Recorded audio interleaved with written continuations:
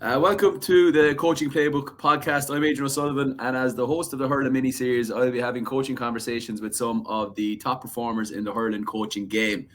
Today's show is once again sponsored by the Irish Strength and Conditioning Network. The Irish S&C Network is a diverse coaching network that includes members from a wide range of fields, from S&C coaches, sports scientists and physiotherapists, students, hobbyists, and basically anyone with an interest in coaching at all levels of sport and performance. As a listener of the Coaching Playbook, the Irish S&C Network is offering a 30-day free trial for all our listeners. Simply use the code ISCNPLAY at checkout to access this fantastic opportunity and all the experience from the practitioners on that network. So today's guest is a vastly experienced coach who has operated at top level of GAA, Camogie and League of Ireland. He's my S&C coach with Dublin Camogie team and completely changed my thinking on how a team should be conditioned. Welcome to the Coaching Playbook, Conor Clifford. Hi Adrian, how are you? Thanks for having me on. Happy with that intro? I'm very flattered, yeah. There's lots more I could have said as well, but we'll keep it professional for the moment. We won't go tit for tat, will we? No, definitely not. Conor, as I mentioned, vastly experienced S&C coach, operated at the highest level across soccer and GAA. But just tell us a little bit about your own sporting background and how you ended up progressing down the S&C route then. Yeah. So I suppose like everybody, I would have played multiple sports when I was a kid. I'm constantly playing out in the street and that sort of stuff. So I was always dabbling in different things.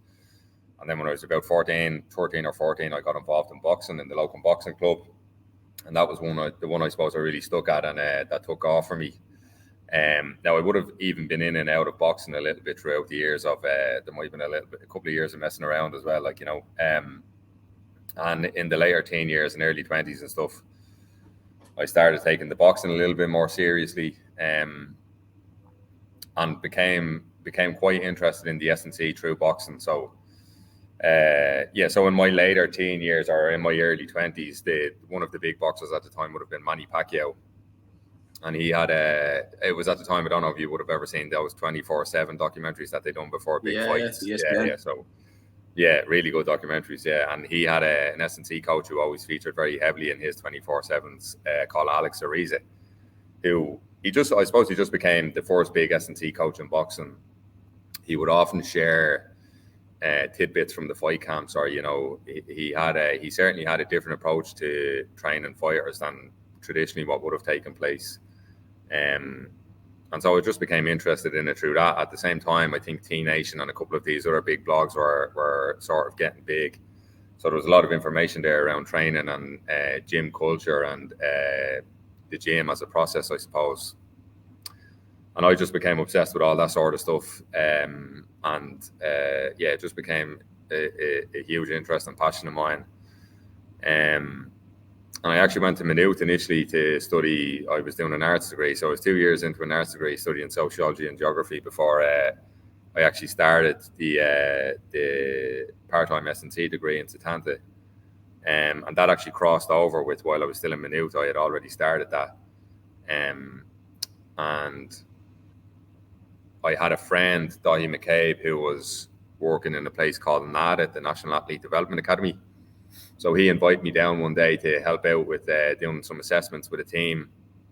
So I went down and did that. And I just sort of hung around that place then for the next couple of months. So just going there most days. It was obviously an unbelievable training facility. So I was going there, being able to use the facility to train, and then just helping them out with whatever I could, whether it was, moving things around in the facility, or if a team was coming in to help with some sort of assessments or whatever else was taking place. And that in itself, I suppose, turned into an informal, let's say, an internship. And towards the end of that, after a couple of months there, Martin and Murray, the two directors of the company, just offered me a job. They obviously just see me hanging around long enough there, thinking we might as well make use of this fella, So I wasn't there too long. I wasn't working there too long. I got the job in August of 2013. Martin, who was the boss there, was the S&C coach for the Dublin Senior Footballers at the time. He went with them when Jim Gavin started with them.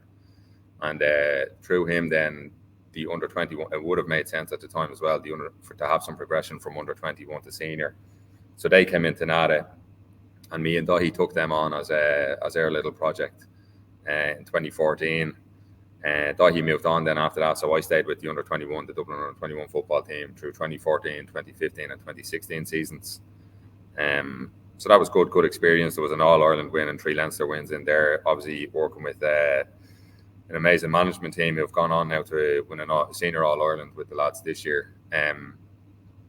So yeah, great experience, unbelievable experience to get at that early stage in my career, and to be mentored by Martin Kennedy and to be just around that place and those people was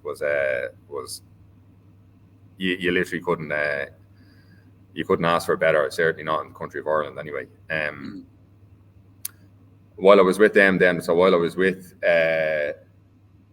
Dublin under-21 football in 2015, then I was appointed as the S&C coach for Shamrock Rovers first team as well.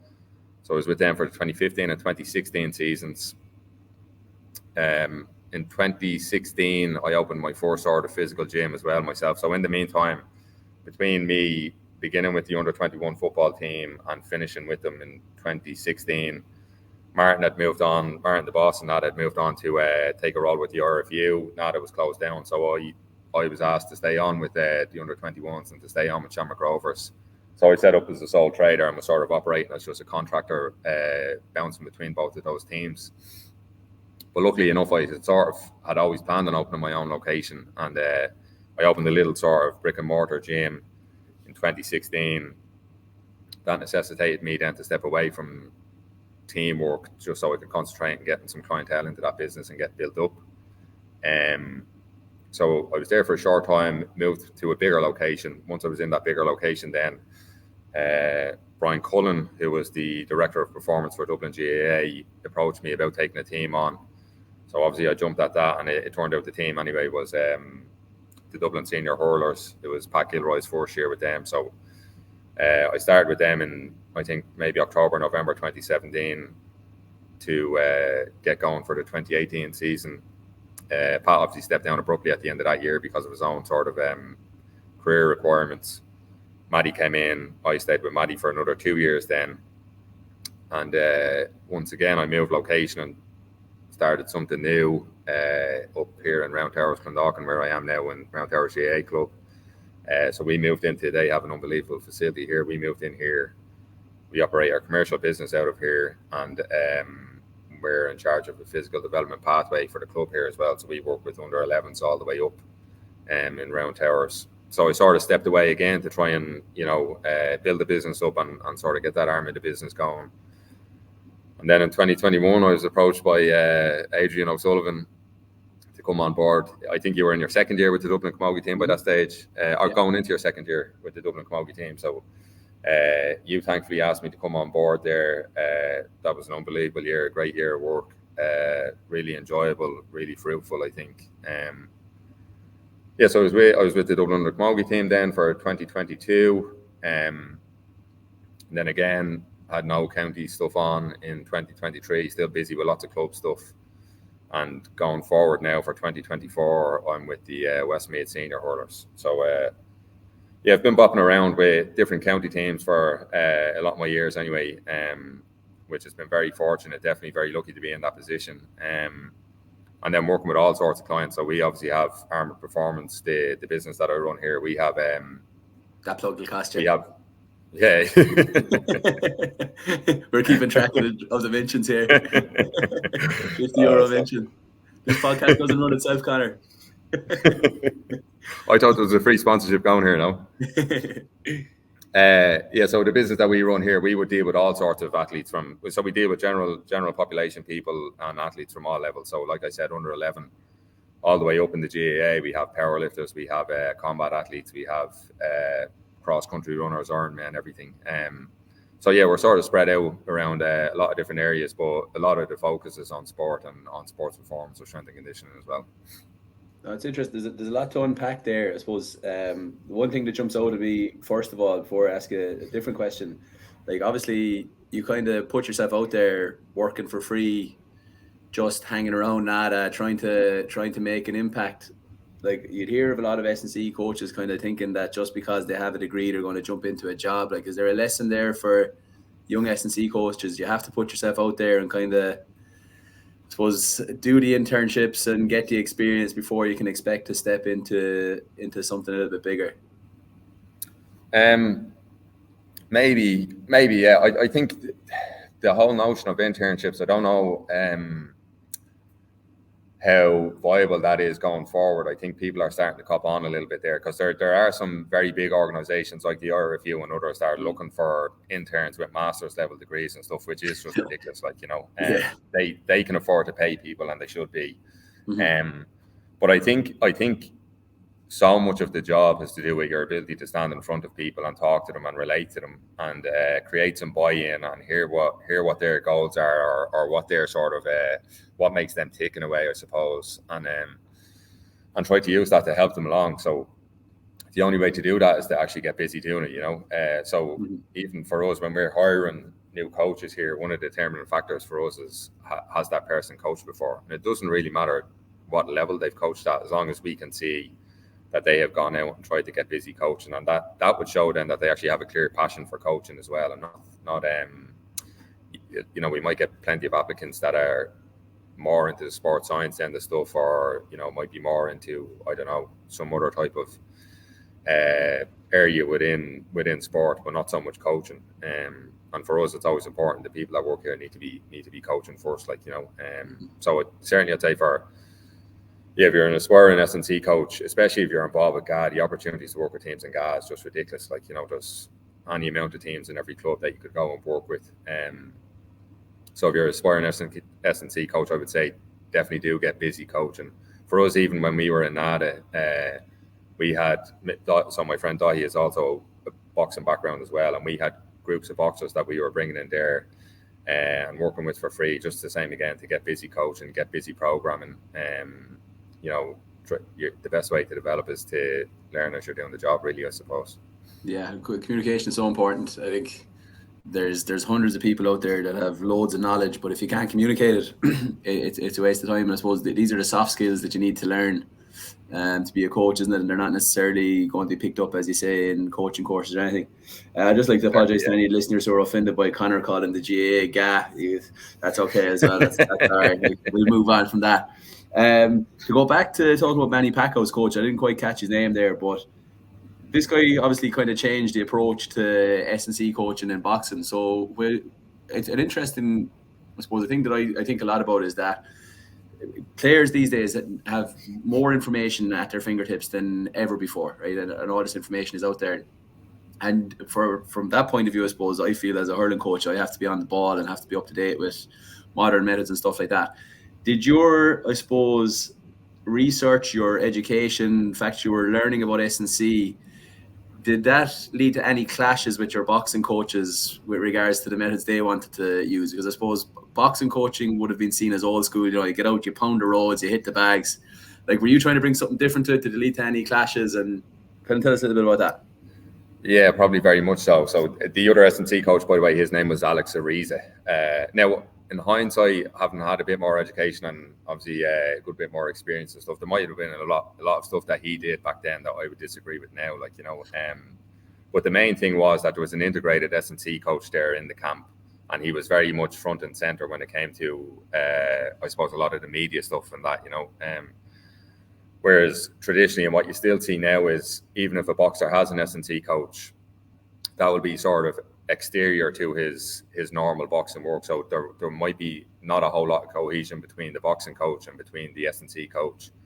And usually the boxer is paying for it off his or her own back. So it's still not as fully advanced as it should be, certainly in pro boxing anyway. That's crazy. For myself, in team sports, if the coach and the S&C coach aren't on the same page, it's going to lead to chaos. Like, I can't see how it'd be any different with a boxer, you know. Yeah, no, it's certainly not ideal, and I think a lot of boxing coaches, even though they have the best will in the world, a lot of boxing coaches tend to be controlling people, whether that's how they are by nature or because of the way it's always been, is that the boxing coach ends up being the coach, the cut man, the person who wraps the hands, the person who organises the fight, manages the fighter, the S&C coach, everything else. So when that's the way it always has been done, it probably is hard to change that, like, you know. But from my own perspective, I don't like the same thing when we went when we boxed, like it was you go down to the club, you do your warm up, your bit of shadow boxing, bag work, pad work, sparring. So it always worked in that order. So S&C didn't really feature into it too much. So anything I was doing was really directed by myself and what I was reading online and that sort of stuff. And it was woeful anyway. I know now when I look back, it was all woeful stuff, like, but I think it's probably nearly two sides of something there, in that boxing itself, probably the sport itself there was no appreciation of S&C there, or even if there was an idea of S&C, it wouldn't be what I would class as like, sports performance training or strength and conditioning. People would just slap the name strength and conditioning on a circuit class or whatever the case was.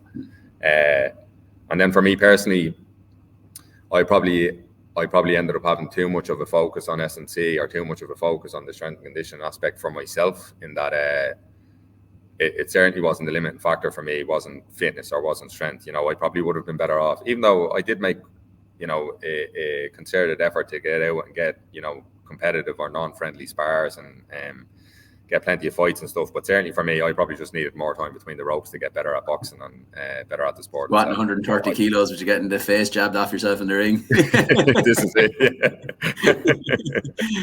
Yeah. Not much of a consolation. The cut man tried to patch you up. Yeah. And then obviously in boxing, because it's a weight categorized sport, you do have to have quite a bit of I suppose it's a fine line, between getting your training load right for improving your strength and improving your power, and then making sure you're not your training load and your diet aren't getting to a point where you're going to end up in another weight category, But thankfully, I think if anything, nutrition has probably expanded in boxing a bit better than S&C has, so a lot of boxers do have, seemingly anyway, good support there from a nutrition point of view. You still hear some horror stories around combat sports and cutting and all that as well, but I suppose it probably has improved. Look, like a lot of what we spoke about there is focused on an individual. How did you find it then, transitioning from, I suppose, being focused on yourself, or maybe focused on individuals, to having to coach a team of, I suppose, 20 individuals? Because I suppose teams are a collective of individuals and they all have different needs. So did you find that difficult, or how was the transition? I can't say. I don't think being involved in an individual sport has sort of made the transition into coaching a team sport any harder. The only thing that's probably, and this might have nothing to do with having been a background in boxing, it might be just me personally, but I find it hard. And you probably wouldn't see this too much at county level, more so club level. I find it hard to see people on the same team giving different levels of effort. It's hard to see that and not be frustrated by it when you see somebody who clearly isn't putting in the same effort as the rest of their teammates, even though they all should be working towards a common goal. So that can be hard at club level. You just have to get used to it a little bit, I suppose, and understand that for some people there's a bit of a it's a mixture of trying to perform on the pitch and having maybe a social outlet and just turning up and training with their mates or whatever the case is. Mm-hmm. It is difficult at club level, because you just don't have that. You go to the manager, look, your man isn't putting it in the gym, but he hasn't missed a free since 2017, so it's like we literally can't function without him, and there's no one else there.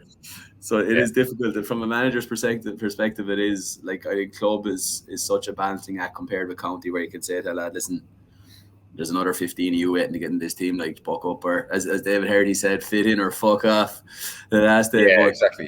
But you can't really do that at club level, can you? Like, you have to be a bit more. And even at county level, you still have to. I mean, not every county is awash with talent or awash with players who are willing to commit. And even still, like, at the end of the day, if somebody's a superstar, maybe some of what makes that person a superstar is that little bit of cheekiness and that little bit of cuteness about them, that they'll cut a corner here, or they that whole thing about if you're not cheating, you're not trying. So they are rare though. Like, my experience, I don't know what your experience is that the top class performers are the ones who are putting it in as well. Like, it's rare. Yeah, absolutely. It's rare that the guys who cut the corners are the ones that shoot the lights out every day of the week as well. Like, it does happen, but Yeah, and I think overall there's a consistency thing there. So if you're somebody who trains consistently and performs consistently, you can be counted on for the big days. You know, if you're somebody who you know can turn up in one way or turn up in another way, I suppose it makes it very hard then for a management team to really sort of put stock in you when it matters. Like, you know, that's I suppose the big thing there. But yeah, I think certainly there's a big difference between club and county there, and like I said, for me, I'm not sure if it was because I had a background in an individual sport where, you know, I was sort of responsible for my own performance and that was all that mattered. But it does make it hard to not to get frustrated by that, I suppose. Well, there is that more, I suppose, individual responsibility in that if you don't put in the work, some lad's going to batter you in the ring. Whereas sometimes you can hide in the match maybe or get away with it, or if you are the free taker, you get a clap in the back for hitting 11 points or whatever. Whereas there's nowhere to hide really in an individual sport, is there? It's just exactly, on you. Yeah. You know. And I suppose there's the performance aspect, how you do on the day of the fight, but also, you know, training wise, it's a lot harder you can't really hide your training from yourself, like, you know. So maybe when you're involved in an individual sport, you have that temperament more where you feel like you need to have trained to the best of your ability to be able to perform. Maybe just people, you know, get away with it a little bit more in team sport, and you might have more of that personality there. Like, but look, there's certainly I've definitely came across plenty of people in boxing who wouldn't train very hard and still happily turn up and have a fight, like, you know. It's mad for a scrap. Maybe it's just me. Yeah, maybe it's just me. If you're not fighting inside the ring, they'll be fighting outside Supermax. So you have those ads as well. So you're talking about the difference there between, I suppose, between club teams and county teams and different attitude. You've obviously worked as a professional coach with Shamrock Rovers. What's the difference like between a professional sports team and an inter-county GA team in your eyes? And bear in mind now that most of the guys listening here think that David Clifford could go and knock 15 or 16 goals in for Man City at a draw if he wanted to. Yeah. But like, what are the key differences, I suppose, attitude-wise, I suppose, setup-wise, resources-wise, like, if there is any, at the top level? Yeah, I'm not too sure how much I can offer there, because when I was at Shamrock Rovers, the League of Ireland was still sort of clawing its way back out of the recession. The personalities that were there, even from, you know, an executive level at the club, there was a lot of people there who probably weren't too concerned with. Well, there was people at executive level in the club there who weren't too bought into the whole idea of S&C. There were plenty of players there who were the same. It was a bit of a weird mix of people there, and that you had some highly professional people who had spent most of their careers in the UK, the likes of Damien Duff, Steve McPhail, Keith Fahey. So they were exemplary in their approach, and that's why they were so successful in the first place. You had some other people who probably could have made much more themselves, but never really cared enough. So the League of Ireland is sort of where they landed. And then you had some people who were probably exceeding their potential in one way. So they were trying really hard, but maybe they didn't have that much talent. So again, the League of Ireland at that time is where they landed. The league is, just even watching from the sides, the league has definitely come on leaps and bounds in that sort of way. Like, you know, I mean, the quality of the play is just unbelievable anyway compared to when I was there. But I know for a fact from speaking to people, I have friends that are involved in S&C in the league. I have a brother-in-law that's involved in coaching in the league, and I know for a fact it's much more professionalised now and much more advanced, facilities-wise and everything. Them top teams, they all have, you know, like when I was with Shamrock Rovers, even the gym facilities were, most of the equipment was mine that I sort of carried over from the back garden shed, like, you know.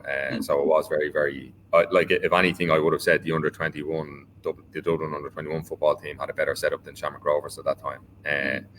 Whereas I imagine it's totally changed. It is totally changed now. I know for a fact that it's totally changed. Certainly in the case of Shamrock Rovers, anyway, I know they have a fully professionalised setup now. They have, you know, they didn't even have GPS when I was there. They have GPS units. They have their own training ground. They have their own gym. All the players are full-time now. There would have been still a few when I was there that were part-time, you know, that type of thing. So it is totally different now. So really kind of, I suppose it comes down to the fact that the Gaelic footballers were probably labelled amateur but were professionals, and the soccer players were labelled professionals were probably amateurs with regards to the approach, you know, which is very interesting. Now there were brilliant personalities there as well, and people that really did buy in and there was a lot of good work being done there as well, but it doesn't take too many to sort of derail the whole thing, But certainly, yeah, I think the league is in a far better place. And look, a lot of that is to do with the league got flooded with cash, and that's what happened there. That's the way football is, or soccer is, I think. Yeah. But our big takeaway from this, though, is that Dublin GA have more money than Shamrock Rovers. That's the key thing. That's all we know. That's what, or they did at the time. That's interesting. It's very interesting. I didn't realise that. I suppose that the League of Ireland has come on such a journey in such a short time as well. So it's very, very interesting insight. Look, one of my favorite saying is what's measured gets managed. Okay, so I suppose as a coach, how much do the numbers impact on what you do on the training pitch and on the gym? So you've mentioned GPS there, obviously testing and things like that. Just give us a little insight into exactly how much the numbers play in what you do day to day. Yeah, so a fair bit, I'd imagine. So you have your saying. So there's another one. If you're not assessing, you're just guessing. So a lot of the stuff I do would start with some sort of assessment. So, like from a gym point of view, you'd have a couple of key lifts that you're going to want to have an idea of what their 1RM is or what their maximum on that lift is. So that's from sort of having a profile of the player, and also for being able to inform the player of what weights to use when he or she is in the gym. Then after that, there'd be a jump profile taking place there. So a few different types of jumps. The idea being there, and you get an idea of what that player is like from a power production point of view. So some players are going to be very, very good at the velocity end of the spectrum. So the more speed related exercises, so your plyometrics, your sprints and that sort of stuff. And then some players are going to be very good at the force end of stuff. So that might be more like a loaded jump, a hang power clean, or just the traditional strength training stuff like your squat, your deadlift, or your bench press. So if you have an idea of that sort of profile of a player, for one thing, it allows you to monitor those sort of those key data points, those jumps. So over time, you're looking for all of those to move up. And in particular, you're probably looking for their basic counter movement jump. So just a normal unloaded jump. That's the one that's a general indicator of lower body power. That's the one that you're probably, from a jumping point of view, that's the one that you're probably going to look at most often. So yeah, that would help determine exactly what way you'll go with that player's gym program. And this is for me personally. Some of that will depend on the time of the year as well. So in the early part of the year, I'm a big fan of trying to work a lot on what that player might be considered weaker at. So if I have a very force dominant player, so think of your sort of big, tall, massive sort of whatever, a corner forward or somebody that's up there to win the ball and to just, plow through defenders. That player is probably going to be very good at the force end of stuff. So very good at lifting, obviously very strong, probably good at jumping with load. So doing loaded counter movement jumps or whatever the case is. And he's probably not going to be very fast. Obviously, if he has a huge body mass, he has more to move around the pitch. So it's going to be harder for him to interact with the ground at speed. So a lot of what he does early on in the year might be more focused around that velocity and the stuff. And then typically what people are good at is what they enjoy doing. So that player, for the most part, is going to love bench pressing, is going to love deadlifting, is going to love hang power cleans, whatever the case is. So when we get closer to the meaty end of the season, when you want that player to feel as prepared as possible, I'll try and give them a little bit more of that type of stuff. Some of that is obviously down to, like I said, down to what they're like physically, and then some of it is down to that sort of player's personality and their own psyche. So you're going to have to get to know the player a little bit for that as well. But we will do that power profile at the start. Those soft skills, like it's like from all the guests we've had on, it's just such a big thing. Is like trying to connect that on that level with the player and those soft skills, and just it's that old saying, the only way to treat everyone the same is to treat them differently. It's so important, isn't it? Like you have to understand who you're dealing with. Yeah, exactly. Yeah, and the good thing about those tests then is they create a conversation piece as well. So you can actually talk to the player while you're doing the test. It's a good opportunity to talk to the player and get to know them, and then as you're going along, then when you're reflecting or debriefing the player on the results of the tests, and as you're going along in the program, they're a good thing to refer back to. Remember when we did this test and you scored, X on that, or you didn't score great on that. that's why we're doing this exercise here, is to try and improve this so it can create a bit of context for the program for the player. And then in addition to those gym-based tests, then we'd have some sort of conditioning test that we do on the field. The last couple of years for me, that's been a Bronco test. That's just, I suppose that's just what I've been going with the last couple of years, and because I've been using it, I'm continuing to use it because I have good sort of good normative data there, let's say, across various different sort of populations, different levels of playing. But like from a practical point of view, if there are other coaches out there using other tests, that doesn't bother me. As long as, for me, an aerobic test should be a test of aerobic capacity. So I think the mistake people can make is trying to make it look too much like the game, or too much like, what they think hurling is, or whatever, what they think, Gaelic football is, or whatever. So you're testing aerobic capacity, so it should be a fairly straightforward running test. There are other ways of testing other qualities. And the only thing that's really specific to the game, I suppose, is playing the game itself. So I think getting caught up too much in trying to replicate the game in your testing can be a mistake. A lot of I'd say a lot of our listeners might use mass tests as well. Conor, do you have any? Is that a preference thing for yourself? Is there differences between the two, or have you a little bit of insight into that for us, just from your own experience? Yeah, well, so essentially they're the same thing. So whether you do a 1,200 meter shuttle, whether you do a 1,200 meter sort of, test around the circular track, whether you do 1,400 meters, or whatever way you want to break it down, as long as you're factoring in, if there are turns there, they need to be factored. So there is an equation for factoring those turns into the Bronco. The other reason I like the Bronco is because it takes up at most 60 meters space. So in the wintertime, yourself, when you're on a boggy pitch, there'll be sections of that pitch that are totally unrunnable. So you can usually eke out a good sort of 60 meter bit of space there. The groundsman would be after you. Yeah, exactly. Yeah. And very repeatable then as well. You're not too tied down to needing, say, a 100 meter length or a 140 meter length if you're doing a 1,400 meter 10 times or whatever the case is. So the only thing, I know lots of coaches probably would have traditionally used a 1K test, and lots of them still do use a 1K test. I think if you're going to estimate mass, if you're going to estimate maximum aerobic speed from a test, in theory, the test needs to take around 5 minutes. It doesn't matter if it's a little bit longer than that, or even maybe slightly shorter than that isn't too much of a worry. But even at club level, you get players doing 1Ks and 3 and a bit minutes, and it's probably just a bit too fast for you to estimate mass from. And that it's if they're a fast player, they can hide behind their speed quite a bit, and then also if it's that fast, they haven't really taxed into their aerobic system effectively yet or properly yet. So in theory, what mass is like what it sounds like, maximum aerobic speed. So it's the speed that you can run at while utilizing your aerobic system as the main energy source, or as the primary energy source.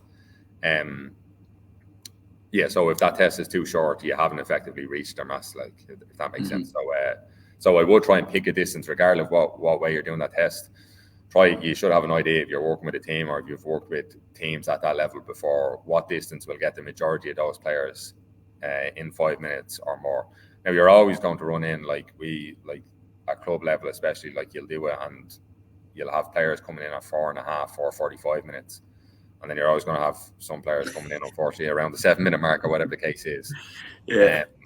But obviously, you're just trying to suit it as best you can to the majority of the players, or to the main sort of group of players that are in the squad. Yeah, no, that's really interesting insight. I think mass is easy because the maths is easy on it as well. So I think if a lad is on his own, it's kind of it's kind of easy to replicate. But like, that makes a lot of sense what you're saying there. It has to be a certain distance to really be a proper gauge of the aerobic capacity. So I think that's a big takeaway for people listening. You're probably the first coach, Conor, who showed me how to use GMS properly, or GPS properly. GMS is something we use in my day job. It's completely different. GPS. I suppose there's probably still a cohort of GA people out there who just think that it's used to take Cullen Boyle off after 55 minutes of a match. But like, can you explain to our listeners in simple terms, I suppose, for people who've never used it before, what the benefits are for using GPS to prepare teams? Yeah, absolutely. Yeah. So I suppose there are two within sports science or sports performance. There are two sort of camps when it comes to GPS. how to use them. And obviously, look, there are people that fall in the middle or whatever, but I suppose there's a lot of people who use it. It is in its basic essence, it's a monitoring tool, or it's a tool for, you know, making sure that training load is appropriately dosed.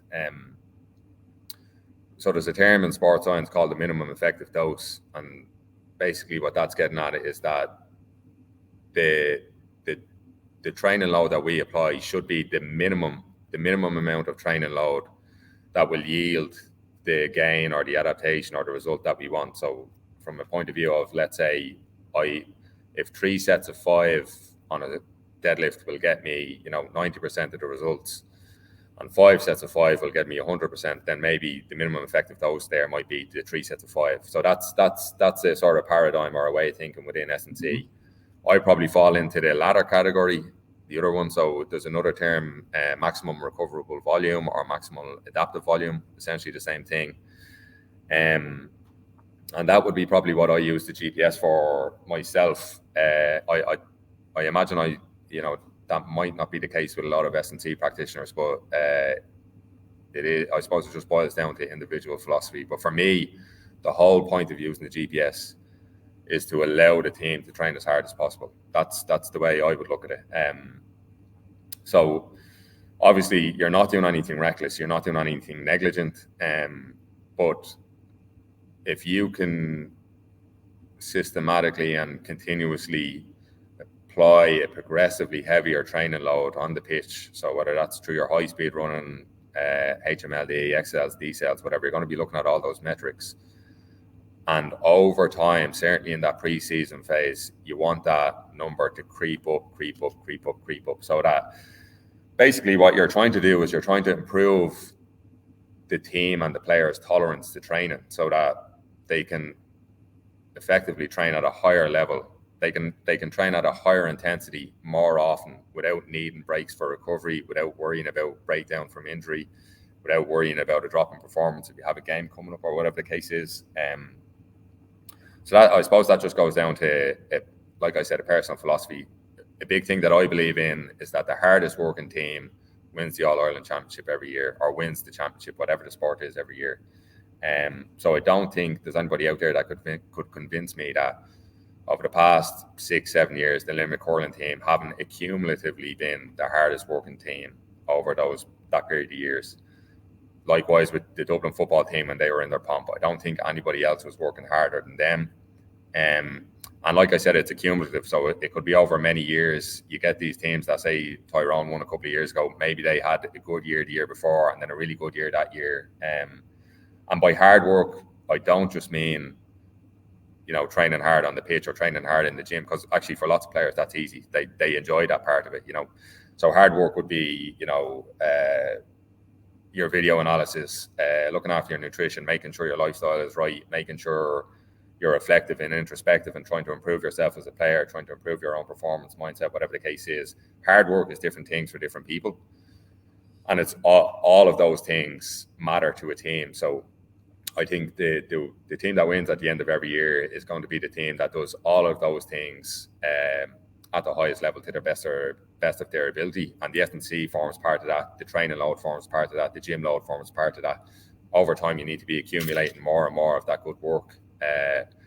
And for me, then that's sort of the way I think about using the GPS is not in any one session. How can we do more? But over time, over big blocks of time, how can we get more work into this team so that at the end of the day, we need them to be able to go out onto the pitch and train hurling at a very intense, fast, high level for longer and longer durations if possible. Obviously, we're not trying to keep them out there for 2 hours, but we want to be able to train at a high intensity for long periods of time. That means they're going to get more touches. It means they're going to be getting more tackles. It means they're going to be getting more changes of direction. It means they're going to be getting more opportunities to think about the game under those sort of strict, fast game demands. So that would be how I think about using the GPS. Mm-hmm. So you would need for that to work for you. Obviously, you need to be tracking every single session that every single player does.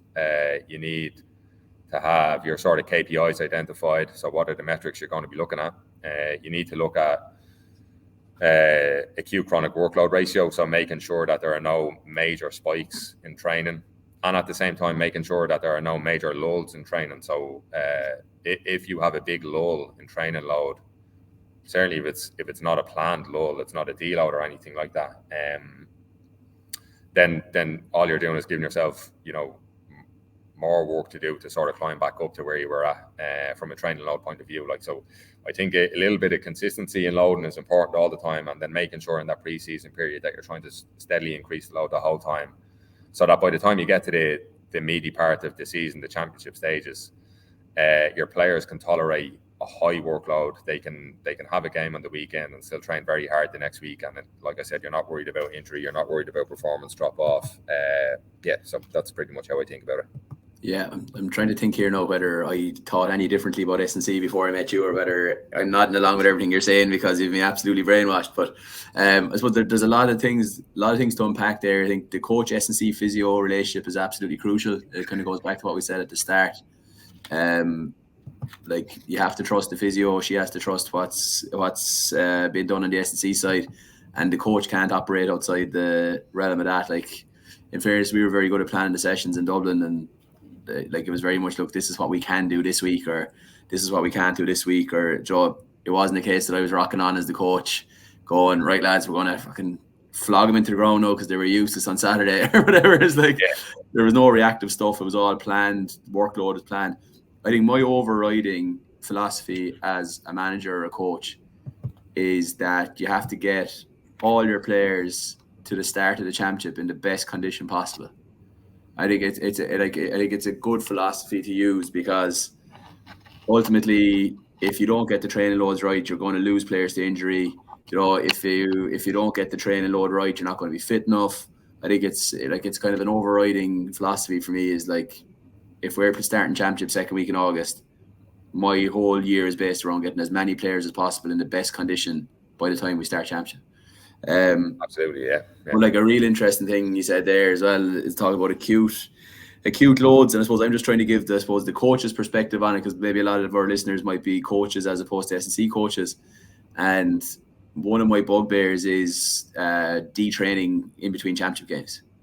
I think, like, especially for the guys who aren't getting game time, you can actually see lads disimproving as the season goes on, as the championship goes on. They've got to a certain point before championship, and then nothing. Like, I'm a big believer in big load on a Tuesday night after a championship match, and just reducing the time, not the intensity. Like, that's the way I would go about it. So I think their takeaways for a coach as well is that you can trade on through championship. We can be a bit, I suppose, wrapping lads in cotton wool a little bit at times, but no, a lot of interesting takeaways there, Conor. I suppose, look, a lot of our listeners will be club coaches, right? And we've said before that coaching at club level can be quite difficult. Teams may not have a full-time S&C, or mightn't have the resources maybe of a county team and stuff like that. I suppose if we go back to maybe the pitch conditioning first and foremost, right? Because obviously we wouldn't recommend that anyone goes and takes a team into the gym if they're not qualified. So we're not even going to go there.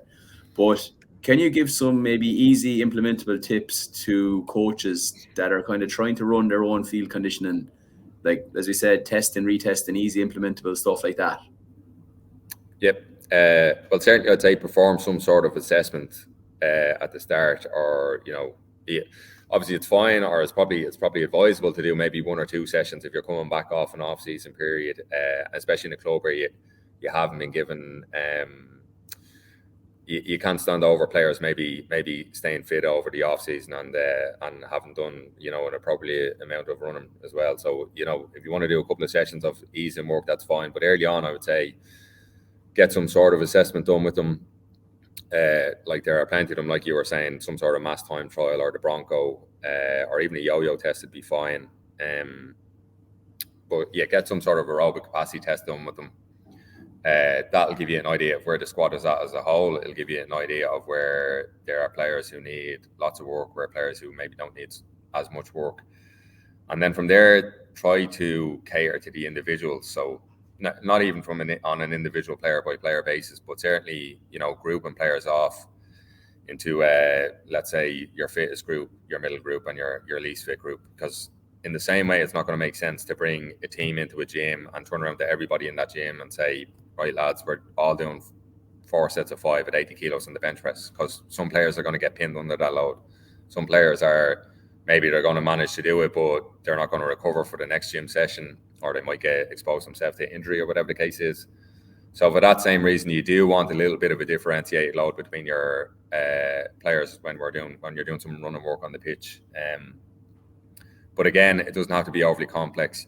Keep it simple, especially if you're coaching a full session where you're doing skills work, you're doing all the sort of drills and everything. The last thing you want to be doing is going out and setting up 6 different lines of cones for the players to run to. So 3 different distances or whatever the case is, whatever is simple for you. Mm-hmm. And try and dose that appropriately. So try and there's plenty of information out there of how to prescribe maximum aerobic speed intervals. So you could use that. If you're doing tempo stuff, the players should be still crossing the finish line at different speeds. So do try and cater for the individuals. And along those same lines, if you have, like, even at club level, you're going to have players there who are super, super fit people, and that's might be that player's thing.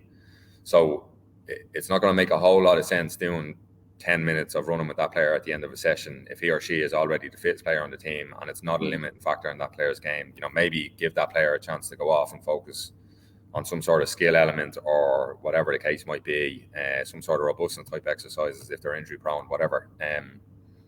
And then likewise with your least fit players who their fitness is a limiting factor for their performance, you probably need to do some extra work with them. So whether that means micro-dosing across your 3 sessions of the week, getting them to do an extra 5 minutes each session, or giving them a handy aerobic session to do on their own. So like there's literally, especially in the pre-season period and the early stages of the year, there's nothing wrong with giving somebody a handy half-hour jog or even a handy half-hour of off-feet conditioning. Because as long as it's handy in that way, it's not going to interfere with their recovery from any other training. It's not going to interfere with their performance in training. It will, if anything, help their recovery. And the fitter a player is, the more they're going to recover between sessions, the more they're going to recover between bouts of exertion, so reps on the pitch or whatever the case is. So it's not just a limiting factor from a performance point of view, it's also a limiting factor for the standards of training, like how intensely can you train. Again, getting back to that point, the whole point is not the whole point, but a big why for S&C, if you're looking for one, would be to allow your team to train at a higher level consistently, so yeah, I would say that just try to do some sort of assessment, try cater to the various groups that you have within the squad, and then just keep it simple. Mm-hmm. And try and, I suppose, from a coaching point of view, try and keep the intensity of the drills up and make sure the lads are working hard, and you get a good conditioning blast through that as well. Yeah. Okay, Conor, look, at this stage of the podcast with all the other guests, I'm fascinated by kind of all different coaches, different perspectives. We're kind of all generally heading on the same journey, but there's so many different ways of getting there. So I have a few questions that I've asked all the different guests that I'm going to throw out your way as well, and just see your perspective on it. So the first one, who is the person you've worked with who has influenced your coaching style the most?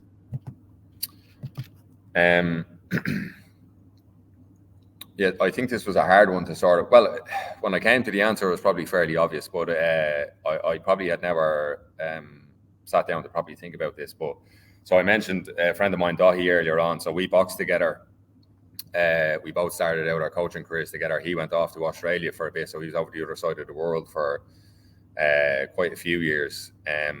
But we both sort of, kept pushing on in our own S&C careers. He's back over here now, thankfully. But even when he was over in Australia, we would have spoke to each other all the time.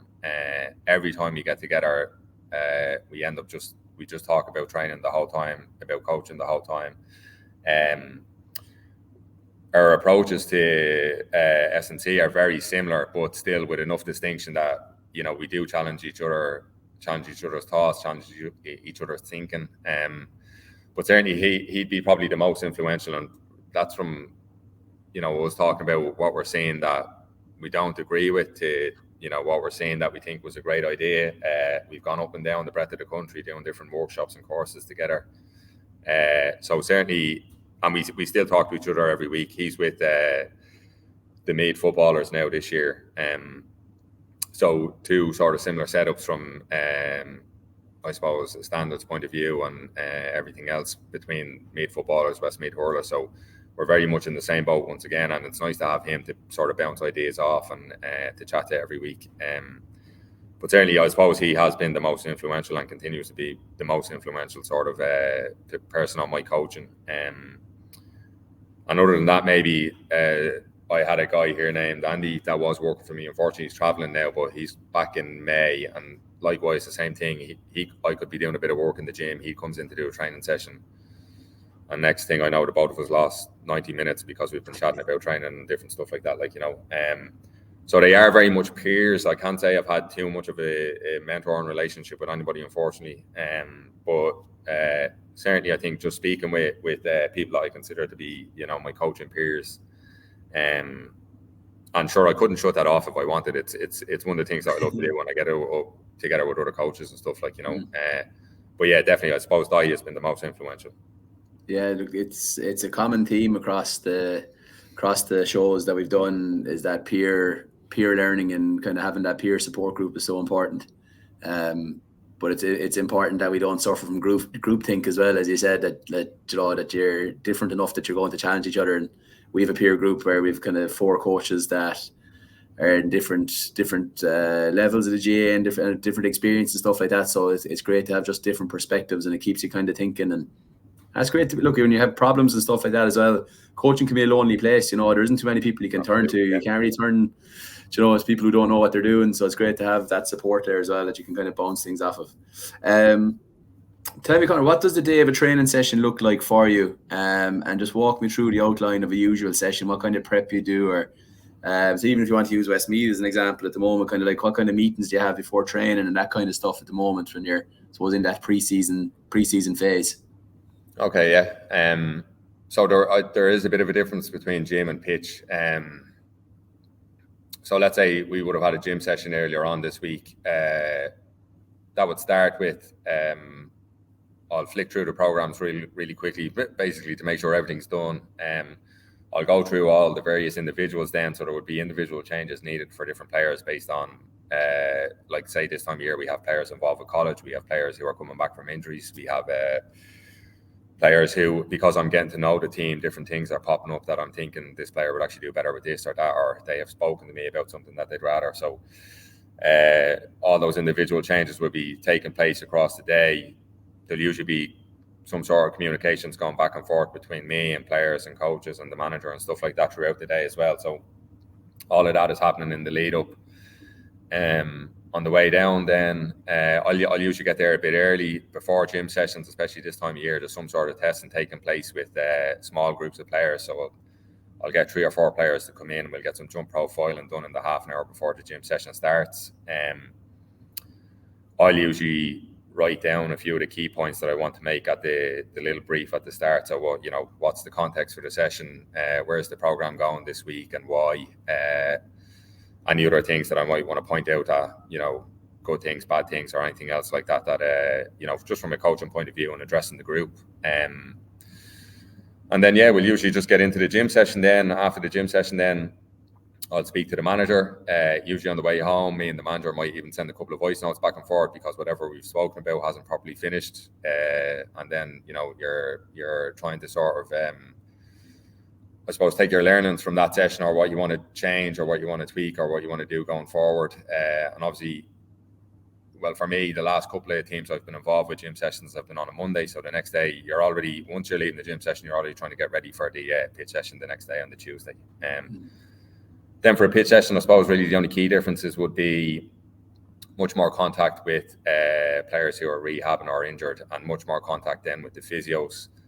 Once the GPS system and the reporting system there is up and running, there's going to be a lot of, making sure that you've checked the acute chronic workload ratios, you've checked the wellness questionnaires and everything, so there's nothing flagging from any players. And then, like I said, getting in there as early as possible, trying to touch base with the physio as early as possible, because the physiotherapist might need to let you know about 1 or 2 players that might have an issue or two. And then also, more often than not, the physiotherapist isn't involved in the planning of the session. So I would usually go in and tell the physio, look, this is a change of direction heavy session, or this is a high speed running heavy session. We've, a couple of conditioning blocks mixed in with, these hurling elements, whatever the case is. So the physio is aware, then they can speak to whatever players come into them and tell them, well, look, you can do the warm-up, you can do the first conditioning block, you can step out of the small-sided game, but you can red bib yourself for the open-ended game at the end, or whatever the case is. So try and get all that stuff ticked off, go out and set up on the pitch, come back, meet all the coaches and stuff, make sure the plan that we had in place from whatever the days or weeks previous is still the plan that night. Obviously things change and you need to roll with that. And then same thing again, pitch session will start. Pitch sessions will probably be not any busier than it would be in the gym, but it's a little bit more chaotic in that you're trying to bounce between doing your stuff with the team, whether it's the warm up and the speed block, and then you're trying to bounce, get over and set up for the group conditioning block while you're trying to help the rehab people do their bit of conditioning or running or whatever the case is. So you're sort of flying around quite a bit in the pitch session. If I'm available, then if I'm doing nothing, then for any sort of portion of it, I would go over to wherever the drill is taking place and try to. I suppose back in the day, I probably used to look a lot more at technique and mechanics and try to, give people pointers on how they are running or changing direction. I tend to do less and less of that as I go on. I don't know if that's because there is quite a bit of research coming out showing that it's.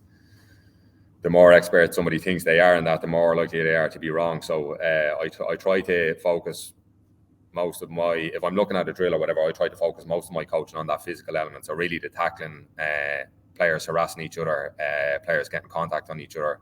So I try to, keep my eye on that as much as possible.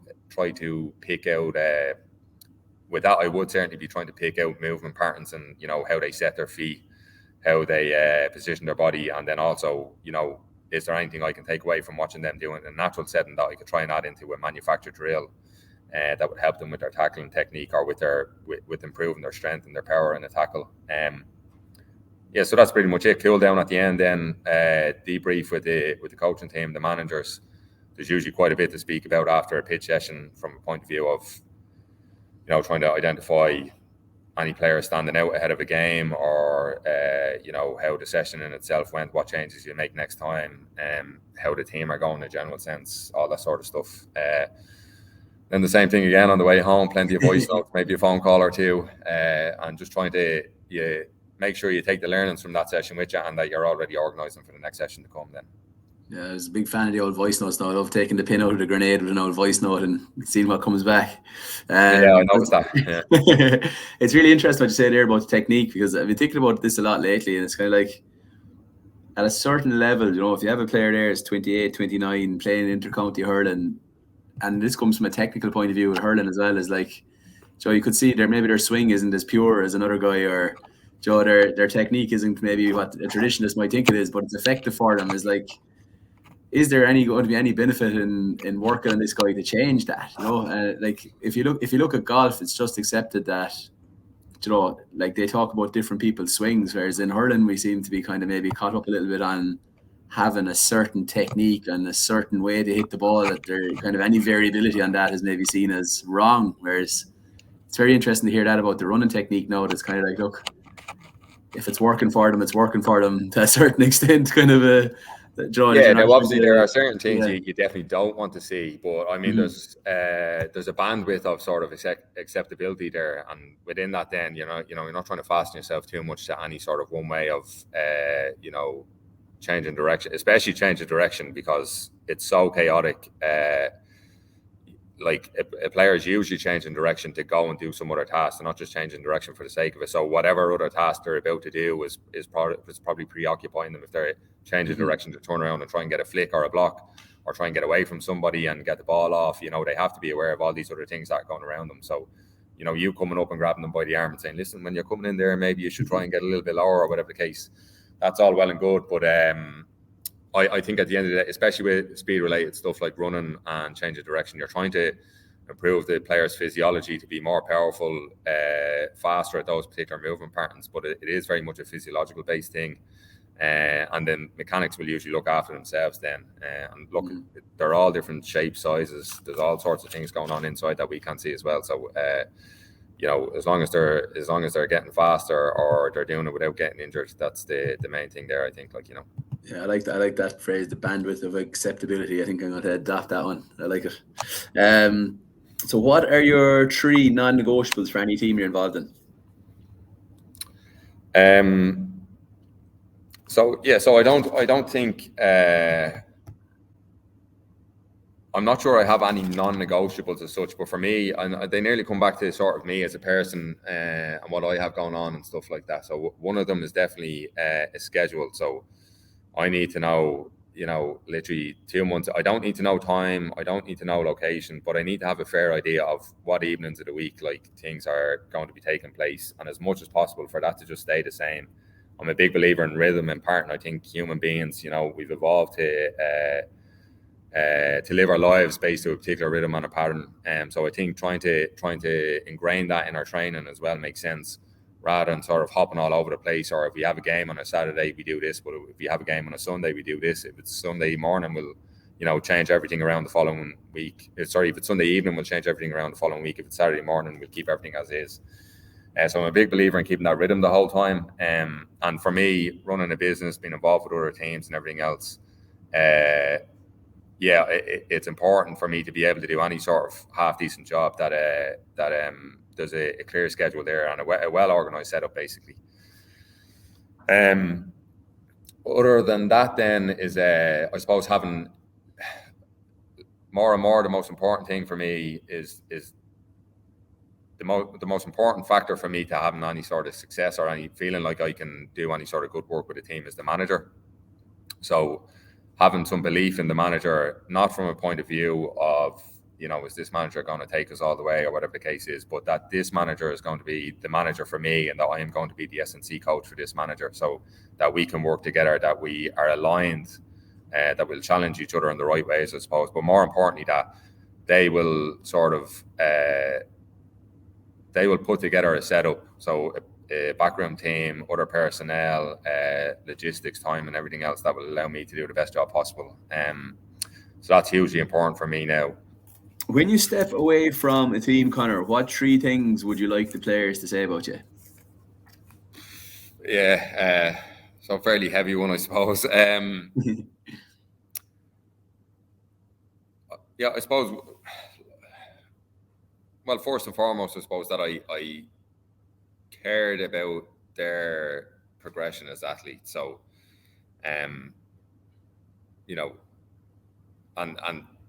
I'm sure, look, there are probably players that I've worked with before that maybe don't hold me in the highest regard. I hope not, but I mean, human nature would be, people don't always gel personally, and that can get in the way of professional relationships as well. But I think for the most part, or I'd be confident that for the most part, I've always gotten along with players. I've always forged good relationships with players. There's lots of players that I would have worked with in the past that I still keep in touch with to this day. But I think for the main thing is you're there to do a job as an S&C coach. Your job is to try and develop them physically so that they can better play their game or better reach their potential as players. So that would be first and foremost the thing that I'd most like for them to say about me, was that I perform my role as an S&C coach. After that, then I suppose would be that I was a nice person, that they enjoyed being around me, that even if we didn't always see eye to eye, that they would have understood me as a person and that I understood them as a person, and that we would have always understood we were striving for a common goal, and that ultimately they would have admiration for me as a person. That's important. And then I suppose most importantly, and probably underpinning both of those things, is that if they were to say they would gladly work with me again, then that's the best possible sort of the best testimonial you could get from a player, so those 3 things, I think. Yeah, and come rain, hail or shine, the man will be in shorts. That's what most teams say about you as well. You know what? So I would have a different a little different quirk probably, and these are never usually conscious sort of decisions, but some sort of little different quirk that sort of reveals itself over the course of a season with different squads. So yeah, with Dublin Camogie, it was that I don't think I ever wore a pair of trousers. I wore shorts. Now, to be fair, we had a particularly mild winter that year. We had one evening I remember where it was lashing snow, and I was regretting that I was wearing shorts. That we were. You'd already committed to it at that stage. It had become a thing at that stage. There was no going back. Well, this is the trouble. That's why I haven't done it since, because once you commit to that, you are stuck to it. Like, you know, my reputation for shorts preceded me. So I don't know what the quirk is with Westmeath this year, but yeah, there is always something with every squad anyway. But that was there's plenty of quirks in Westmeath. I'll tell you that much.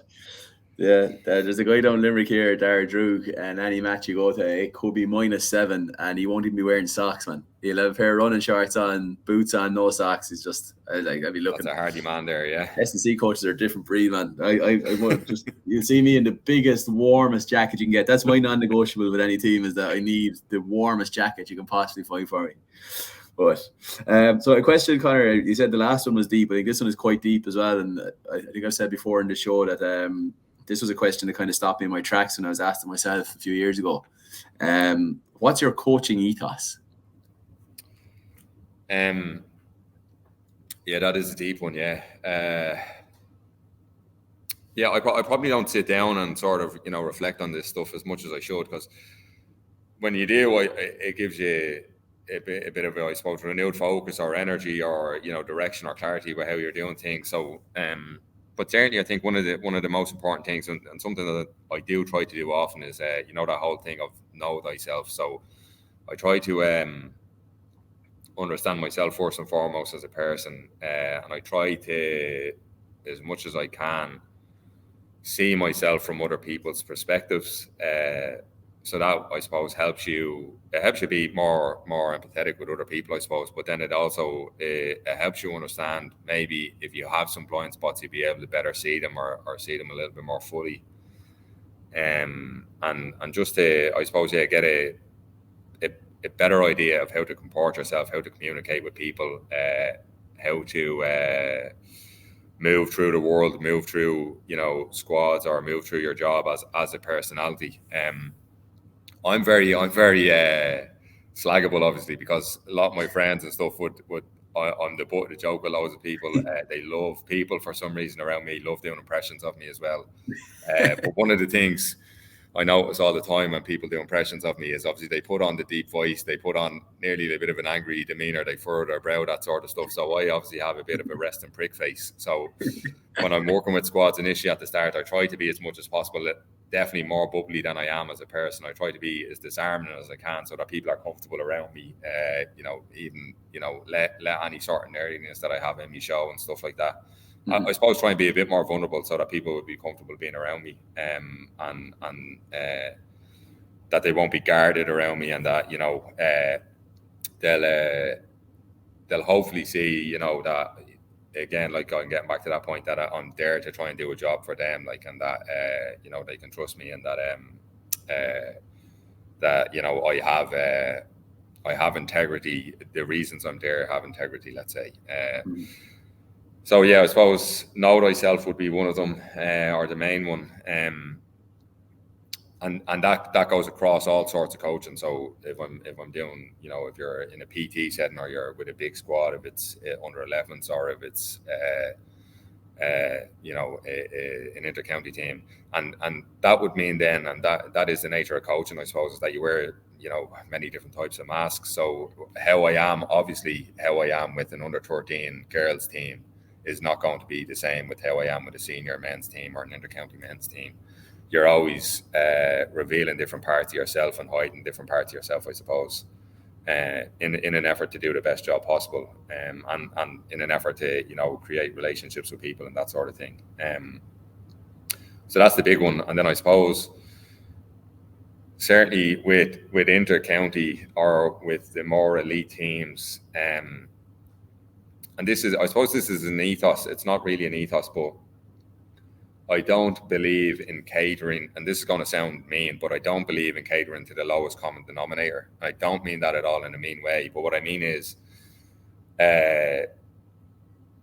especially as an S&C coach, probably more so for physiotherapists, but certainly S&C coaches get very, very caught up in the individual player. This player is injured, so we need to do this.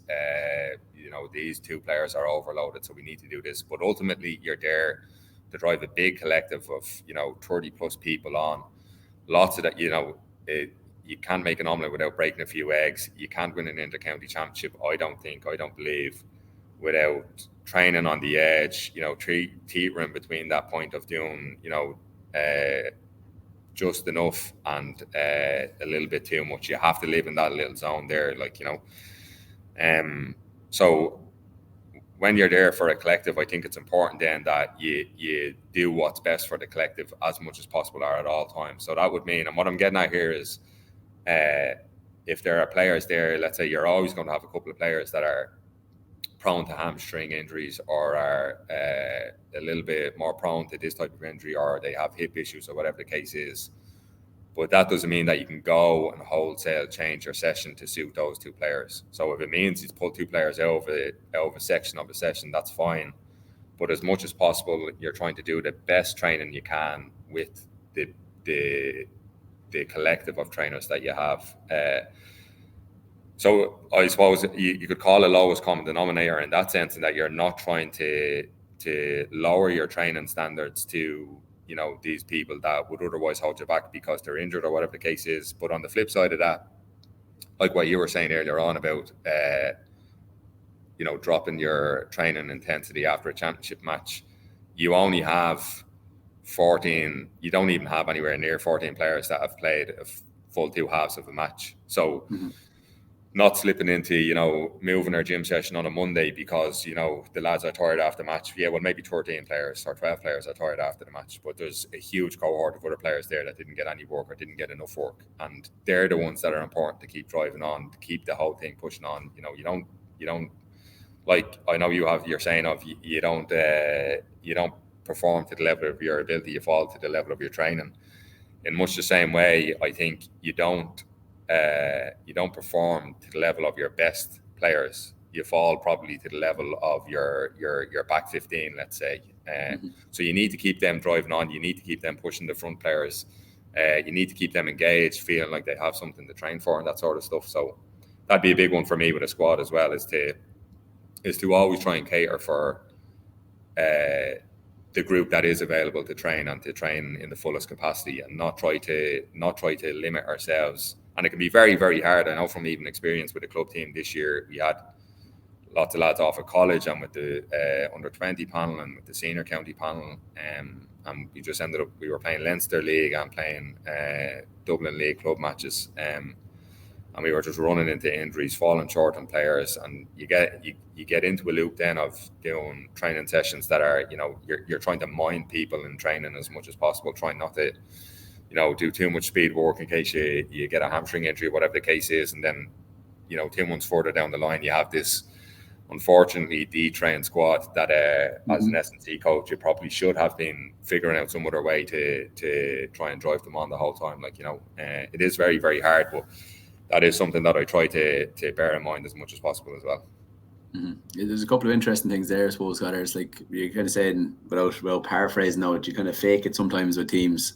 I think for coaches coming in or listening to this, sometimes you have to fake it as a coach on the field as well, as in from an energy point of view. I'm a big believer that the head coach or the manager should be setting the tone energy-wise. And some days you could have had a stinker of a day at work, you might be late coming out of the office or something like that, and you're rocking down the train, you're like, geez, there's anywhere I'd rather be than here now, but you just simply can't bring that negative energy into the group or the session will be wasted. And you do have to kind of put on a performance sometime as a coach where you're on the tips of your toes and you're giving it everything. So it might come as a surprise some people when they hear it saying, you have to put on a different personality to a certain extent or fake it sometimes with a group to make it work. But you kind of do, you kind of have to try and bring them on the journey initially. I think over time, your natural personality and character will invariably come through anyway. But you do kind of have to fake it a little bit sometimes. And it's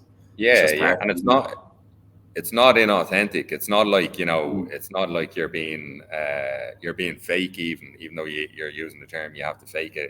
It's that you're trying to, for me, I would consider myself a bit of an introverted person.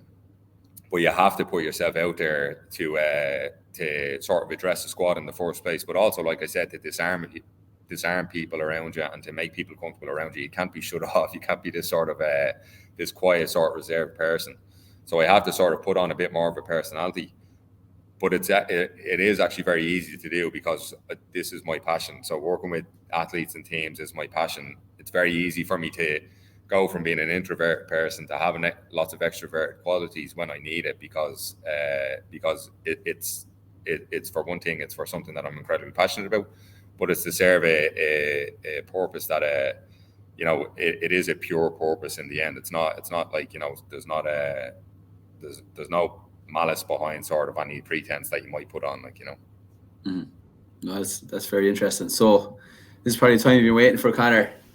I'm going to turn the mic over to you. You can hit me with any 3 questions you want, and maybe I'll find out from these 3 questions whether I treated you well in Dublin or not. We'll see what comes down the line. Yeah, well, I'll go with the deepest one first. So the other 2 are probably a little bit more lighthearted anyway, and I suppose this one follows on from what we were just speaking about. But what aspects of your own personality or your own character do you feel you need to minimize, or you need to shut off, or you need to hide away from people in order to be the most effective coach you can? So sort of I suppose along the same lines of what we were just discussing, but for your point of view, what are the things that you sort of you keep hidden away because you need to do a job? Yeah, I hadn't thought about this much, but when and obviously, like, we do pre-prepare these questions, so like when you said, well, not too early now. I sent these on to you late enough. I know. I really started thinking about it. So I think one of my big strengths as a manager is that I'm a warrior. In that you're talking about scheduling there, and what time is the bus leaving, and what are we doing, and everything, and opposition prep and everything. I love to have all that stuff boxed off. Like, it's like, I think it's a huge strength of mine. But I suppose you can't come into a dressing room then and let your natural warrior shine out like that. You kind of have to put forward a kind of a calm, cool exterior to players, because you don't want to be coming into the dressing room going, right, lads, has the caterer definitely come, Joe? Are we on time? Is the warmer? Where's Conor? Who's setting up the cones? What's he doing? So you kind of have to just go, right, shut all that down. And look, a lot of that comes from trusting the people working around you as well. That, once you, like you said, routines, once you get into the routine, by the time we finished up with Dublin, like, it was just a case, you just rock on into the dressing room. You just knew everything was going to be there. The dressing room was set up, everything was there. So that helps as well. And I suppose my natural coaching style on the pitch is really high energy, energetic, probably borderline manic. Colin Codd says I'm 95% intensity, 5% technique. So like, that's fine on the training ground, but you can't be like that on the sideline then, because like, you'll just wind your own players up. You get referees offside, stuff like that. So I suppose I've worked an awful lot, and would have worked a lot with Paul Ahern just trying to be cool and calm on the line, and different, like, kind of little mental preps and techniques and stuff like that, just to hide my natural, I suppose, fieriness. It does come out sometimes, but I think more often than not, if you keep it cool, calm and collected, 9 times out of 10, you're far better off. You're able to make better decisions and stuff like that. So yeah, my natural worry mentality and my fireness are kind of 2 things that I kind of have to keep in check to help me perform a little bit better, I suppose. Yeah, very good stuff. Will I move on? Yeah. Do you? Yeah. Or if I haven't answered the question well enough for you, I mean, you can delve further if you want. I'm just wondering, at what stage when I was with you did you ever shut that personality trait off? It's actually after I worked with you, I think. Okay. Yeah, so a nice one. So what movie has most impacted you as a coach? So not a book or anything, specifically a movie. Yeah, this is interesting. I was going to go with Jerry Maguire or Space Jam or something like that. But funnily enough, I actually read the book as well, but I did watch the film. Was The Damned United. So Brian Clough. And like, he obviously was an incredibly successful manager. He could only dream of being as successful as he ever was. But he did some bananas things purely fueled by ego that actually kind of really cost him during his career. So like, I think when he took over as, or when he was with Derby after they won the after they won the league, he had such a rivalry with Don Revie that he played a full team against them in a league match that didn't matter 3 days before they played Juventus in the European Cup semi-final. So I just thought, like, this was a guy who was putting his ego and his want to just pull one over on another lad completely ahead of the best interest of the team. So I think there's a massive learning in that, like, you know, it's always the team first. It's never about you. And I know people think there's kind of this cult of the manager and the ego and all this. Genuinely isn't. Any successful manager, I can guarantee you, is putting everything ahead of himself. I think that's a massive learning from that. But then, like, also, I suppose I used to kind of, early in my coaching career, I'd go into a team and I'd have a set style in my head and I'd be like, right, this is how we're going to play hurling, guys. And you're kind of going nearly like, I'm going to teach these lads how to hurl now. And like, you really don't do that. Like the saying back our ways, you don't need to teach them to suck eggs. Like you're just kind of, you're trying to get things organized and do things a little bit different. But like Clough made that mistake. Like he went into the Leeds United dressing room and was like, right, guys, I know you've won everything the last couple of years, but like you were a disgrace, you were filthy, you've done it the wrong way, throw your medals away, and that kind of stuff. I was like, Jesus. So there's a learning there as a coach as well, is that when you take over a team, and especially one that's been fairly successful, like your first 30 days should be just about getting to know lads and getting a feel for the place and kind of go, right, well, maybe I could make a small bit of an improvement there, or geez, they're really good at this, let's make sure that we don't lose this in the transition from manager to manager or whatever, and not go in and accuse lads of being cheats and tell them to throw their medals in the bin and stuff like that. So yeah. Look, it's a great story, the Damned United, but it's actually quite interesting. There's a lot you could take away on what not to do. And I suppose there's a lesson in that in itself. Is as successful as Clough was, he made loads of mistakes as well. So it's a really interesting one. Yeah. Can I put you on the spot with a follow-up? You can? Right. So now they don't have to be obviously have impacted you, but even that, can you think of any films that aren't sports-based films, but that might still provide lessons to coaching, let's say? So it doesn't have to be one that impacted you to a great degree, but even just on the spot, can you think of any? Jeez, that's interesting. Like, so that's what I try to. Yeah, when I tried to think of it, when I thought of this question, I tried to think of a few that weren't sports related, like, you know, so what because the sports related ones are probably the more obvious ones, you know. Yeah, and like I suppose you know yourself, like sport is so political. Like the GA is a political animal in the background. So if you're watching Succession lately, and very just good, all the maneuvering and the politics and everything going on in the background, you've been nearly taking notes, going, "Geez, this is how you deal with a county board, or this is how you deal with a club committee, or whatever."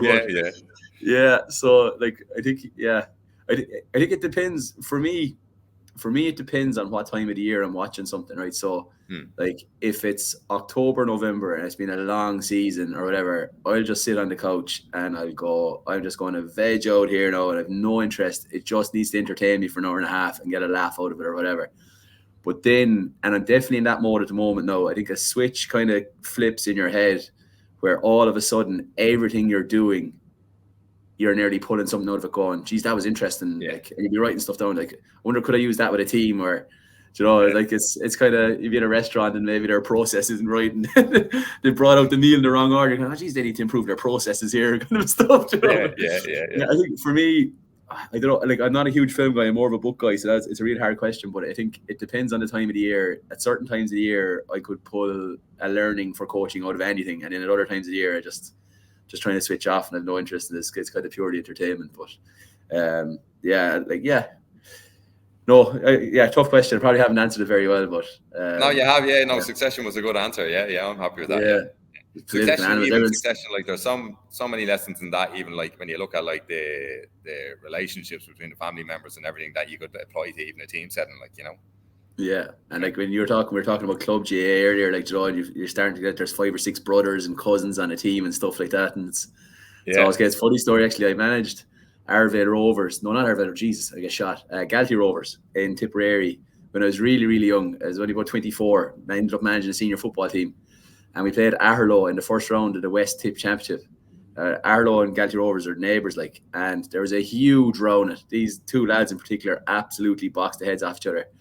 And it was all separate anyway. Game finished up. I'm not sure if we won or lost, to be honest. I think we might have won by a point. I know it was Liam Kearns, Lord mercy him, he's passed away. I know it was maybe manager of Aherlow at the time, can't remember.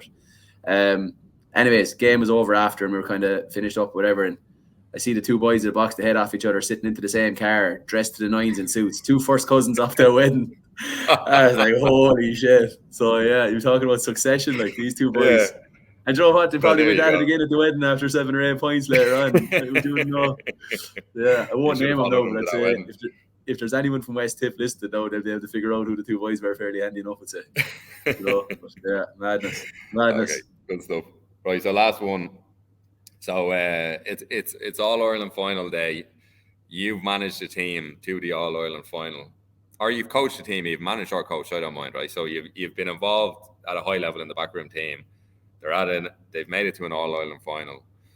So tell me about your ideal morning before you go and meet up with the team. And what I'm getting at more so is obviously I don't need to know about you brushing your teeth or having your shower or anything, but anything that you might do that's different because of the day that's in it. So what are the little things that you'd sort of, and I suppose trying to see, would you be somebody who tries to make the most of that morning? Obviously you're going to do your bits of work that you need to do, but tries to make the most and enjoys the morning, or do you get caught up and try to, worry too much about that sort of stuff? So no, it's very, very interesting. Yeah. Like very, very, very interesting. I suppose because like we'll go back to what I said earlier about being a warrior, like, but like I love to have that Thursday night management meeting and your scenario sheets and everything. And I like you send a few communication messages, logistics messages on a Friday. I like to wake up on a Saturday, or if it's a Sunday for a game, obviously Sunday for an Ireland shows how few Ireland finals I've been involved in. Sunday morning for a game with everything boxed off. So I do try and enjoy the morning.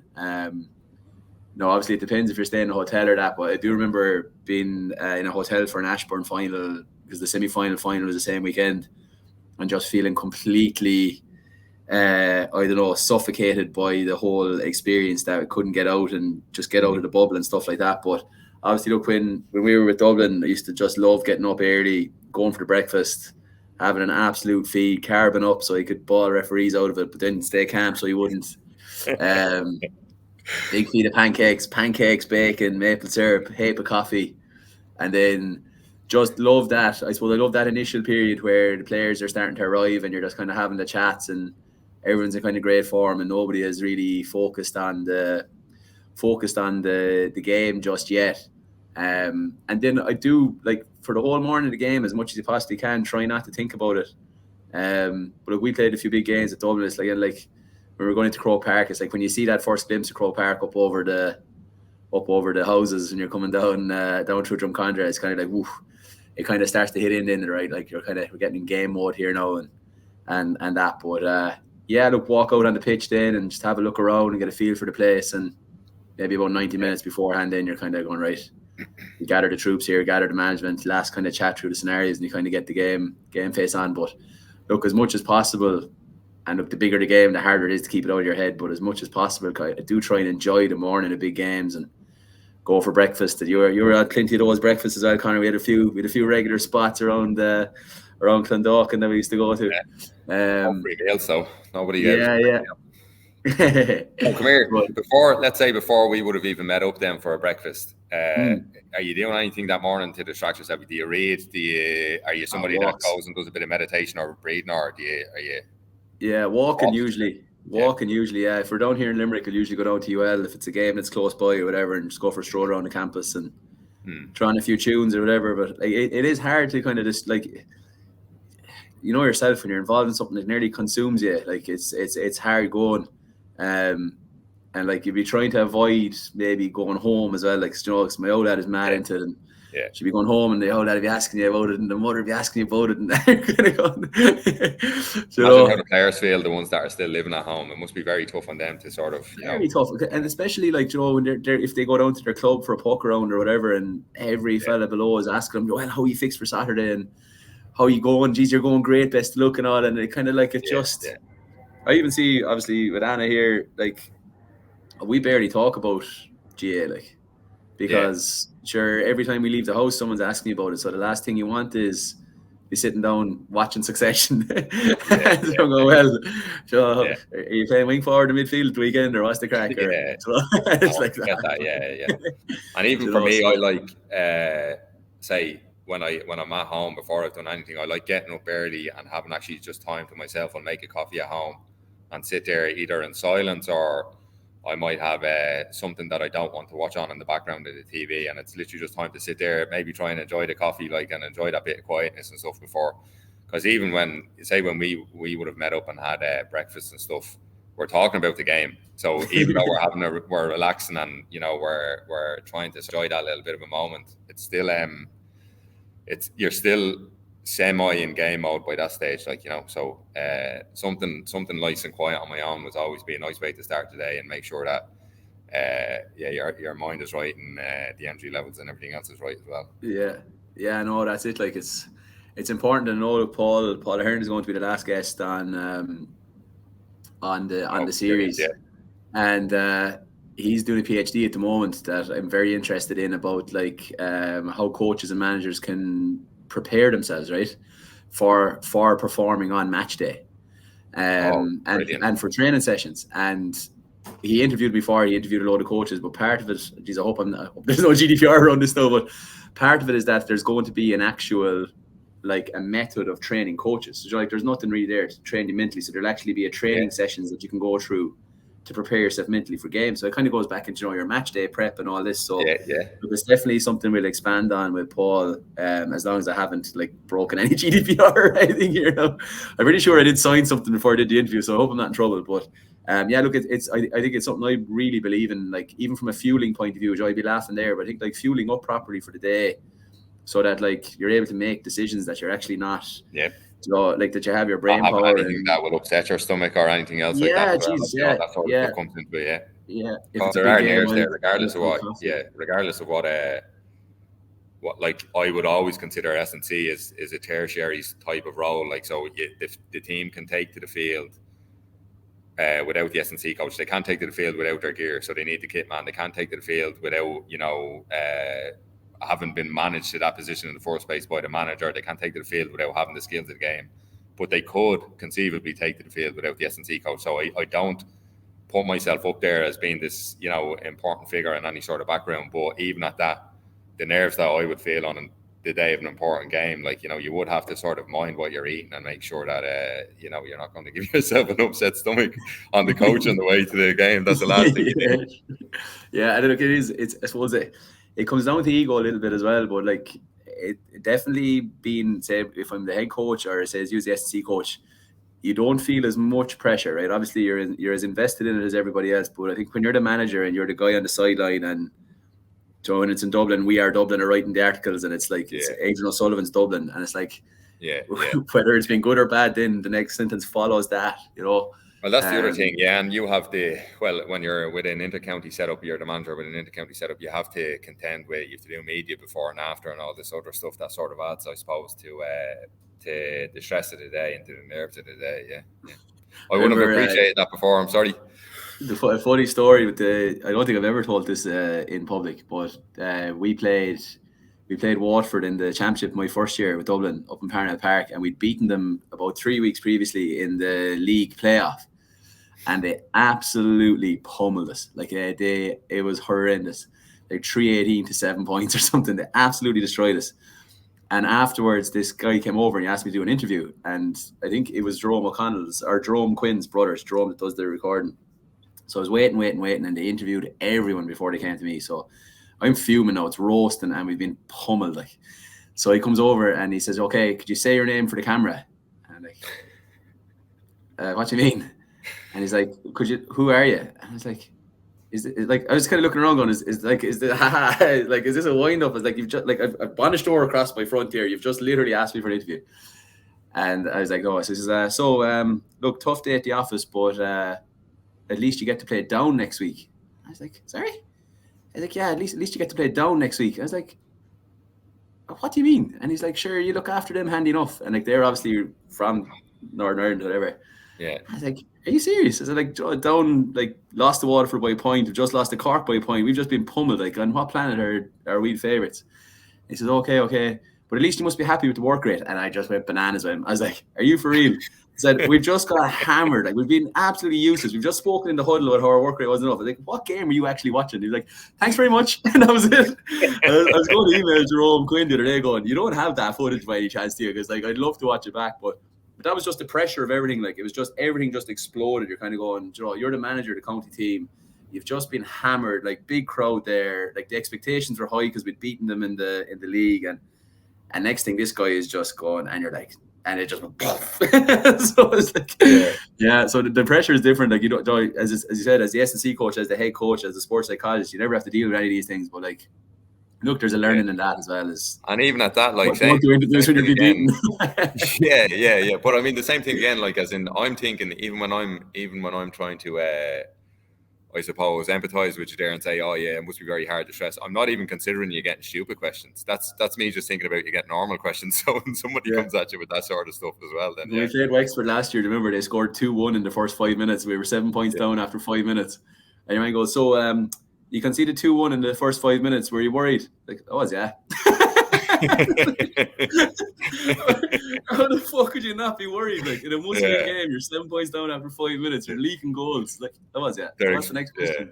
Will you follow? They're expecting you to do the usual sort of management thing. I'm just saying, no, look, we had full faith in the game plan, and Paul Ahern, our sports psychologist, actually spoke in the dressing room about being 7 points down early and leaking goals. So we kind of reacted as we thought we would to that, you know.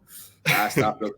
Sometimes you just love to shake lads and go, come on, boys. So you really ask this question. Look, Conor, last question. This has been excellent. Last question. 20 years' time, you hang up it says whistle here, would you hang up the whistle and the shorts for the last time? Is there one achievement you'd like to have in the bag? Like, the answer to that is no, I don't think so. I suppose, look, with it, because they're all for an S&C coach, is very much around that sort of development piece. You know, you can hang your hat on other successes, other than whether you've achieved, you know, let's say an All-Ireland win or whatever the case is. Now, obviously, it's incredibly frustrating if you're with a team and they're going the wrong way, even despite your best efforts as an S&C coach. But that comes down to, I think, again, recognizing you mightn't be the S&C coach of that team, and that team mightn't be the team for you. Or, again, what I was saying, more likely that manager might be the manager for you, and you mightn't be the coach for that manager. Because I've been involved in squads before where I think, because, like I'm saying, for one reason or another, me, and not that we didn't get along, I've no problem getting along with people, but I couldn't do my best work under particular managers. And I'm sure there would have been another S&C coach out there who could have dealt much better with, let's say, if it was, you know, the organisation of it wasn't what I would expect. But the manager might have had a good reason, sort of, the manager might have been able to justify why the schedule was jumping around, but it just wouldn't. I couldn't do my best work in that scenario. There was definitely, I know, some other S&C coaches out there who probably could have done a better job than me. So I think it can be frustrating, obviously, when the team aren't getting the wins and aren't, you know, progressing forward. And at the end of the day, it's sports, so the result, you know, everything's recorded in wins or losses, or whether you won or whether you lost the whole thing. So obviously you do want that. But I think from an S&C coach point of view, I don't think anybody working in S&C in Ireland is going out there thinking, I want to be the S&C coach for an All-Ireland winning team, because we know there's so much more goes into making that win than the S&C or the sports science. Again, we're like a tertiary aspect of that preparation, and much more, you know, like I suppose the fruits of our labour are recognised way after we've done them. You know, it's not like what an S&C coach does with a team on the week of the All-Ireland final is going to make the difference, really. You know, it's all down to, like I said, that development piece, the years of work and everything else. So I don't really know if there's any one key thing that I could say I want to have accomplished that. But certainly, I think if I was able to, you know, and I actually don't even know when I will go away. Like, you know, I don't know if I'll ever stop. I'll probably be just this weird owl lad that's still trying to coach all these, like, you know, unbelievable athletes and these committed people, and, you know, they don't want me around or whatever. They just keep me around because he's always been. Oh, that lad, he's always been here. He's been here. Yeah. But I think anyway, I think the big thing for me would be able to look back and say, you know, a couple of things, mainly that I did the best work I could. And then having gained those few lessons from being involved with teams that, again, there was nothing wrong with this setup.